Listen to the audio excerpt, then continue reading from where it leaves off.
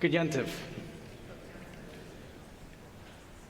When our son Caleb was in preschool, his class marked 100 days of school by imagining life at age 100. Caleb wrote, "Even when I'm 100, I'll never stop praying to God. As a rabbi, I will lead people in Judaism and help them to live their lives in peace." This assignment, framed and in my office for the last 15 years, stands out for at least 3 reasons. First, Caleb spelled peace P-E-E-S. Second, he perfectly captured the rabbi's role in 2 parts, prayer and guiding people toward peace. Third, it was the first and last time that Caleb ever wanted to be a rabbi. Just last month, we moved that same little boy into the University of Michigan. The question that sometimes intimidates our young adult children, what do you want to be when you grow up, is a question that follows us throughout life and throughout history. As humans, we need to keep growing. Just as children achieve developmental milestones, so do adults. Early adulthood focuses on building, midlife on reassessment, later adulthood on reflection and legacy. As Ecclesiastes reminds us, to everything there is a season, a time for every purpose under heaven. What takes up most of our time, though, is adulting, dealing with the mundane, day-to-day activities of grown-up life. It's easy to get lost in everyday conversations about what we're going to have for dinner, when to do the laundry, who's going grocery shopping, or why we can't find anything to watch on television, even though there are 4 million shows. As comedian Nate Bargatze jokes, adulthood is the day you get excited over a Costco deal on toilet paper. These days, it feels like when we aren't adulting, then we're obsessing over the news, heartbroken at the ongoing plight of the hostages, incredulous at the latest anti-Israel hypocrisies, saddened by the most recent anti-Semitic incidences, or angry at whatever the American political leaders from the other party said. Hidden behind those stories are important questions about our world. What does America want to be as it prepares to mark its 250th birthday? What does Israel want to be as it finishes its 7th decade of statehood? Children and adults pass through developmental milestones, and so do civilizations. Having transitioned from the industrial age into the information age, questions of identity and belonging are being asked by every country around the world right now. Questions of identity and belonging are being asked by many individuals, too. But there is more to life than adulting, and there's certainly more to life than obsessing over the news. God desires that we live each year intentionally, mindfully. God expects us each Rosh HaShanah to ask ourselves, what do you want to be when you grow up? After each shofar blast, we recite the medieval poem, Hayom Harat Ha'olam, translated as today the world stands as at birth. The phrase comes from the biblical Jeremiah, who once lamented life as Harat Olam, an eternal pregnancy, full of potential but never fulfilled. Within the state of the world today, it would be easy for us to echo Jeremiah's pessimism, to wearily lament Harat Olam, that life is an eternal pregnancy, full of potential, but never fulfilled. 1,000 years ago, though, an anonymous poet who lived in a time probably far more difficult than ours took Jeremiah's words and flipped them on their head. Utilizing a clever grammatical trick, the medieval liturgist transformed despair into hope. Harat Olam, eternal pregnancy, became Harat Ha'olam, the world stands as at birth. And specifically, Hayom Harat Ha'olam, today the world stands as at birth. Probably most of us recognize this poem by the joyful melody in which Chazan Propus and the choir lead us, set to music by cantor Saul Zim. Hayom, hayom, hayom, hayom, hayom, hayom. Today we're given a choice. to see life as an eternal pregnancy full of unfulfilled potential. Or we can declare Hayom Harat Ha'olam. Today the world stands as at birth. Today we really can start fresh and try something different. Perhaps that pain and frustration that we feel, perhaps those are the birth pangs of emerging life. Of course, on this Rosh HaShanah, we cannot be Pollyannish, we cannot be naively optimistic, but we can be determined. We can reject the sin of cynicism. Today we begin to live intentionally. So now that 5785 has become 5786, I ask you, what do you want to be when you grow up? And as you consider the answer, I'd like to propose that we spend these next 12 months focusing on family, on faith, and on being forever young. With Caleb now just a few weeks into college, I'm learning how hard it is and how important it is to remain silent as a parent. Caleb's life is now his to live. As our kids grow up, their path changes from following their parents' lead to walking alongside us to blazing their own trail. Whether it's our children, our siblings, our extended family members, or our kids who are in driver's ed just like our son Eyal, it's their road to drive. And in taking us along for the ride, our role only is to keep an eye on the blind spots and to sing along with them to the music. Of course, when our kids enter adulthood, we're going to celebrate some of their decisions and lament others. I recently heard the true story of a couple who were in just this situation. The parents were proud of their college graduates' academic achievements and early professional successes, but frustrated with their son's decisions about love and about Jewish practice. In the middle of the conversation, the wife turned to her husband and asked her husband what he wanted most for their son. The husband paused and then answered his wife, "I want my son to live up to his potential professionally.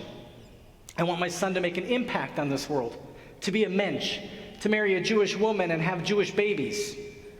I want him to live a proud, active Jewish life." The wife put her hand lovingly on her husband's. "No, dear," she gently corrected him. "What you want most is to be in relationship with your son, and for your son to be in relationship with you." Of course, we have wishes and dreams for our kids, and of course, we counsel them in that direction.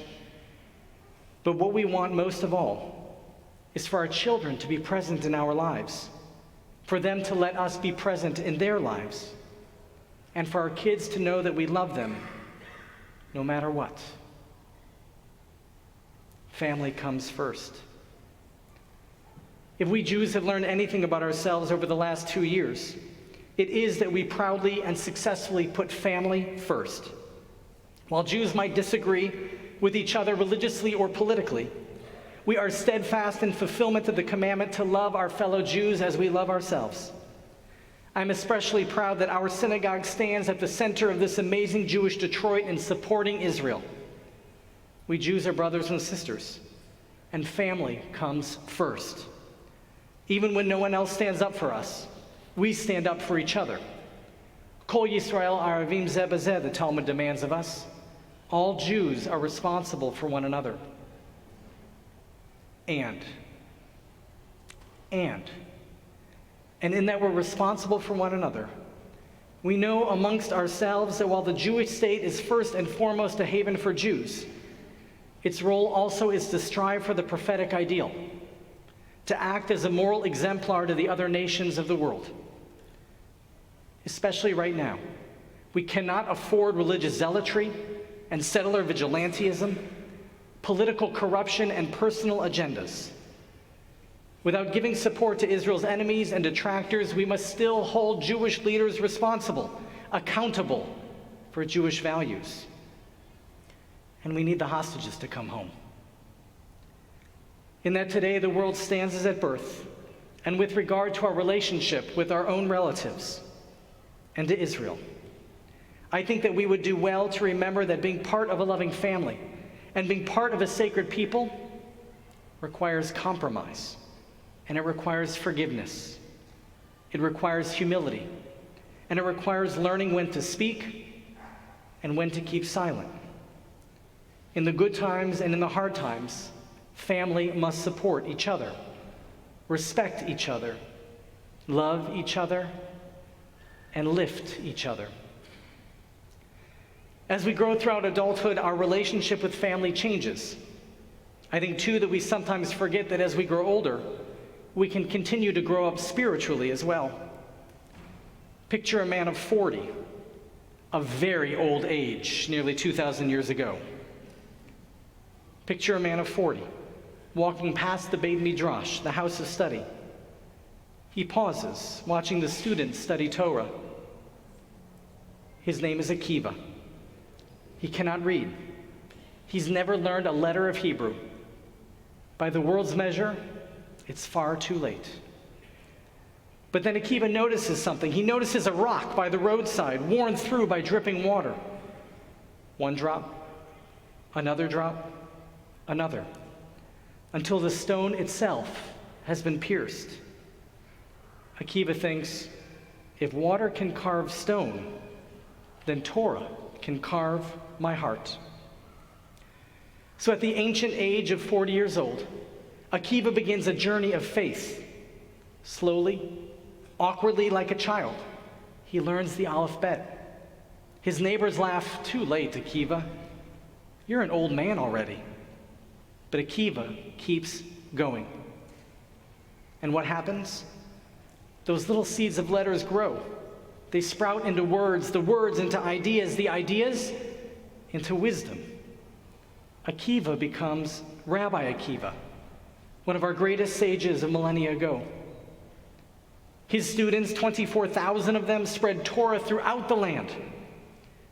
Akiva himself may not have lived to see every seed bloom, but his late planting has nourished Jewish life for nearly 2,000 years. Akiva's example reminds us that it is never too late to plant. Faith is planting seeds for a future we may not see. Faith teaches us that as long as we breathe, God has purpose for us. Hayom Harat Ha'olam. In this new year, as we move beyond adulting and obsessing about the news, we must continue to stand by our family, and we are also encouraged to explore the role of faith in our lives. Perhaps you and a spouse or partner or friend might choose to read one article on faith weekly and discuss it with each other. Perhaps you'll print out a message from your rabbi, or you'll schedule a shared listening on a Friday afternoon of a Jewish podcast that you then discuss at your Friday night dinner. Perhaps you'll add lighting Shabbat candles, reciting the motzi before every meal, or daily recitation of Shema. Perhaps you'll join us for Shabbat services, or weekday minyan, maybe every week, maybe a couple times a month. Faith gives us meaning. Faith helps us to face uncertainty with courage. Faith connects us to community and tradition. Faith trains us in gratitude. Faith inspires us to teach and bless. Faith assures us that we're never alone. Faith promises us that in each year and in every season of our lives, Hayom Harat Ha'olam, today the world stands as at birth. To be part of the Jewish family and to be upholders of the Jewish faith also requires a certain degree of belief in the future. Not just hope, but belief in the future. We are forbidden from the sin of cynicism. Imagine King David in the last third of his life, the warrior who had slain Goliath, the poet who had given us the Psalms, the king who had united Israel. And yet one dream burned in his heart: to build a house for God, a temple in Jerusalem, a place where David's people could feel God's presence. But when David brought the plan before God, the answer was no. David had shed blood. The task would fall to his son Shlomo, Solomon, a man of peace. Think for a moment how crushing that must have been for King David, to devote your life to God only to be told that your greatest dream will never be fulfilled in your lifetime. And yet David did not sink into despair. He did not say, if I cannot finish the work, then let the work remain undone. Instead, David spent his final years preparing. He gathered cedars of Lebanon. He collected stones and gold. He assembled the artisans and the plans. David knew that he would never see the temple complete, but his kid would, and the people would, and God would. David laid the foundation so that the next generation could build something great. That's the lesson. Even when we will not see the result, our role is to prepare the way, to make ready the materials, and to pass on the vision so that those who follow can continue the sacred work. When we continue to build for tomorrow, when we continue to ask what we want to be when we grow up, then we'll remain forever young. Hayom Harat Ha'olam. Today the world stands as at birth. Every Friday night since our kids were born, Rebecca and I placed our hands on their head and blessed our kids with the traditional Shabbat blessing. It's a little harder now that both boys are taller than we are, and because we're divided geographically. But when we bless our children, no matter their age, we create an intersection of family and faith to declare a powerful statement about our own belief in the future. Likewise, half a century ago, a Jewish folk singer you might have heard of, named Bob Dylan, wrote and recorded a very Jewish blessing for his kids. May God bless you and keep you always. May your wishes all come true. May you always do for others and let others do for you. May you build a ladder to the stars, climb on every rung, and may you stay forever young. To be forever young is to possess enough faith to dream about and work toward a better future. It is to accept the premise that on Rosh HaShanah, Hayom Harat Ha'olam, today, truly begins something new. We enter this new year determined to grow and to build and to love in the coming year. To be forever young is to look with deep gratitude at the people with whom you are sitting. Go ahead. Look at the people with whom you are sitting. And to know that you are there for each other, always. It is to look up and to look out in order to feel God's presence, to remember God's promises to the Jewish people, and to recall what God asks of us. What do you want to be when you grow up? What do you want to accomplish this year? What kind of person will you strive to become with whatever time God has given you? The slate is clean. The future is what we will make of it. Family, faith, and forever young. Family, faith, and forever young. Bob Dylan continues, may you grow up to be righteous. May you grow up to be true. May you always know the truth and see the light surrounding you. May you always be courageous, stand upright and be strong. And may you stay forever young. Shana Tova U'Mituka. May it be a healthy, sweet, and peaceful new year for us all. And let us say together, Amen.